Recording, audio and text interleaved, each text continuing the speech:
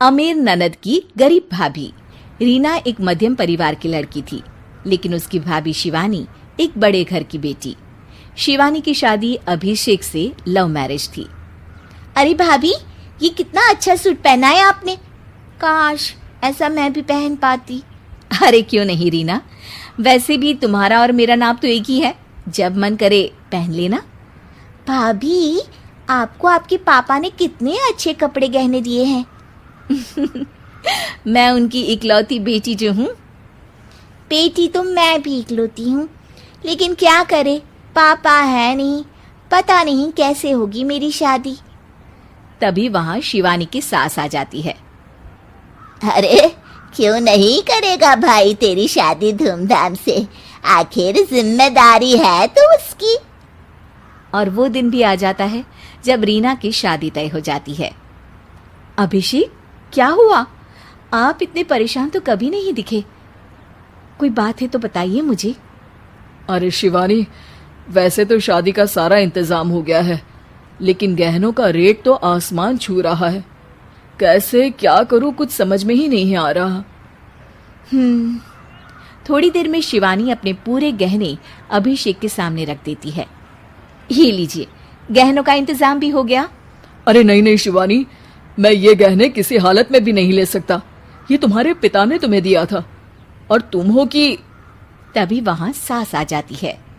अरे तो क्या हुआ, इसकी तो हो गई ना शादी, अब किसे दिखाने हैं इसने गहने। सास गहनों का डिब्बा शिवानी के हाथ से लेकर वहां से चली जाती है। रीना की शादी धूमधाम से होती है और अब वो बड़े घर की बहू बन जाती है। वहीं रीना की शादी के बाद शिवानी और अभिषेक उसकी शादी के कर्जों से डूब जाते हैं। मैं सोच रही हूँ नौकरी करनी शुरू कर दूँ, वैसे भी पढ़ी लिखी हूँ, आपकी थोड़ी मदद भी हो जाएगी। वैसे शिवानी, कुछ दिन कर लो तो अच्छा ही होगा, क्योंकि ज़रूरत भी है। अब शिवानी भी नौकरी करने लगती है और घर खर्चे में अभिषेक का हाथ बटाती है।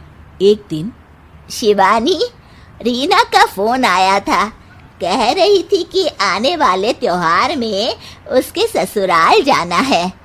ठीक है माँ। अरे ठीक तो है, लेकिन एक काम कर लेना, उसके सास ससुर से लेकर पूरे खानदान के कपड़े मिठाइयाँ सब ले आना, और हो सके तो रीना के लिए छोटे से कान में पहनने के बूंदे भी।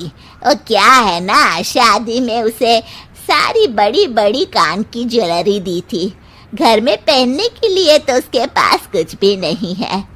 शिवानी सोच में पड़ जाती है कि वो क्या करे, क्योंकि कर्जों और घर के खर्चों के बाद तो पैसे बचते ही नहीं थे।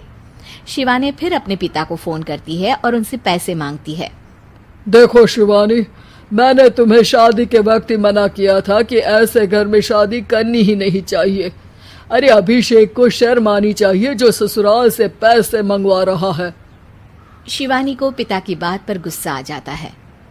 आप मेरे पिताजी हैं और मैं परेशान थी, इसलिए आपसे मदद की उम्मीद की पापा।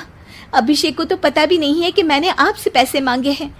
शिवानी सोचती है कि वो अभिषेक से बात करे, लेकिन फिर उसे लगता है कि वो टेंशन ले लेगा।